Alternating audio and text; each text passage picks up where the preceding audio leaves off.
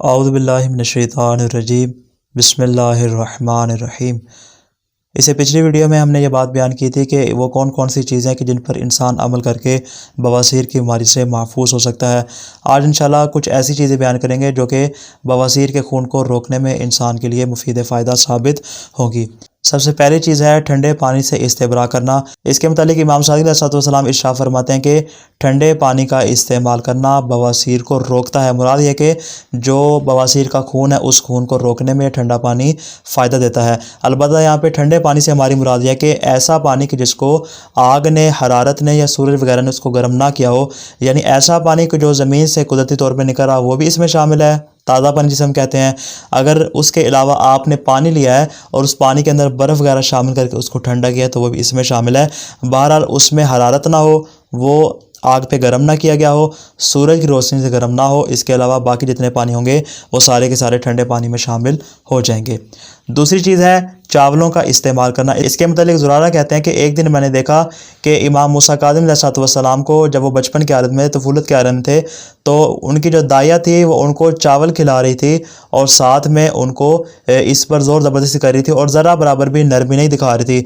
زرارہ کہتے ہیں کہ میں نے یہ منظر دیکھا تو میں بہت زیادہ غمزدہ ہوا اور میں اپنی اس حالت کو لے کر محضر امام صادق علیہ السلام میں چلا گیا۔ امام نے میری یہ حالت دیکھی اور دیکھ کر کہا کہ اے زرارہ، کیا تمہیں موسیٰ کی دائیہ کے منظر نے تمہیں غمناک کیا ہے؟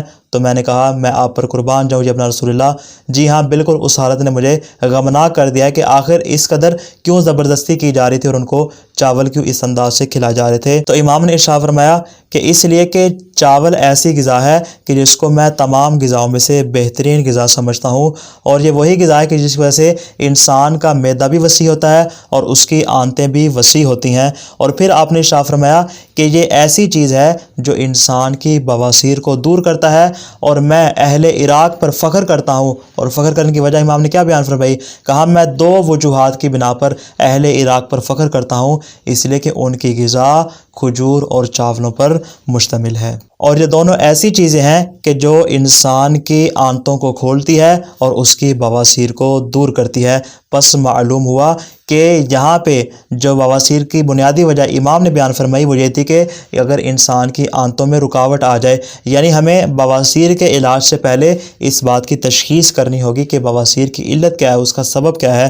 جب سبب اور علت معلوم ہو جائے گی تب ہم صحیح طور پہ علاج کر پائیں گے۔ لہٰذا بجائے اس کے کہ ہم ہر قسم کے علاج کے اوپر عمل کر لیں، ہمیں یہ جاننا ہوگا کہ جو بواسیر ہو رہی ہے اس کی بنیادی وجہ کیا ہے۔ جب وجہ ہمیں سمجھ میں آ جائے گی پھر ہم صحیح طور پہ اس کے علاج کی بھی تشخیص کر سکیں گے۔ تیسری چیز ہے انجیر کا استعمال کرنا۔ حضرت رسول خدا صلی اللہ علیہ وسلم کے محضر میں ایک تشت لایا گیا کہ جس کے اندر انجیر پڑے ہوئے تھے۔ جیسے رسول خدا کے سامنے تشت آیا، آپ نے ارشاد فرمایا اے میرے صحابہ اس کو کھاؤ، اس لیے کہ اگر تم مجھ سے سوال پوچھو کہ جنت کا پھل کون سا ہے تو میں جواب میں کہوں گا کہ یہ انجیر ہے جس کو خدا نے جنت کا پھل قرار دیا ہے، اور یہی وہ انجیر ہے جو بواسیر کو دور کرنے میں انسان کی مدد کرتا ہے۔ یعنی دیکھیں یہ جتنی بھی احادیث ہیں، جتنی بھی روایات ہیں، سب میں کیا کہا کہ بواسیر کو روکتا ہے۔ مراد کیا ہے؟ یعنی جو بواسیر کا خون ہے اس کو روکنے میں یہ چیزیں مفید فائدہ ثابت ہوتی ہیں۔ اور چوتھی چیز ہے سبز پیاز کا استعمال کرنا۔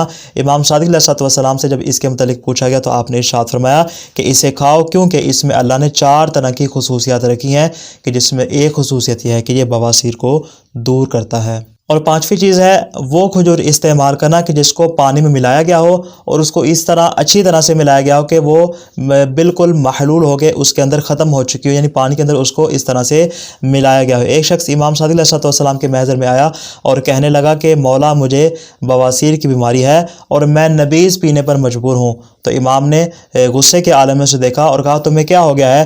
تم اس چیز کا استعمال کرتے ہو کہ جس کو اللہ اور اس کے رسول نے حرام قرار دیا ہے۔ میں تمہیں وہ چیز بتلاتا ہوں جو کہ تمہارے لیے اس مرض میں مفید ثابت ہوگی۔ تم ایسے کیا کرو کہ تم شام کے وقت کھجور کو پانی میں بھگو دو اور صبح کے وقت اس کو استعمال کرو، اس پانی کو پی لیا کرو۔ اور پھر فرمایا کہ صبح کے وقت تم ان کھجوروں کو پانی میں بھگو دیا کرو اور شام کے وقت اس پانی کو پی لیا کرو، اس لیے کہ خدا نے اس پانی کے اندر بواسیر سے شفا رکھی ہے، اور جس نبیذ کا تم استعمال کرتے ہو اس سے زیادہ بہتر اور فائدہ بخش یہ کھجوروں کا پانی ہے کہ جس کو استعمال کرنا تمہارے لیے مفید ہے۔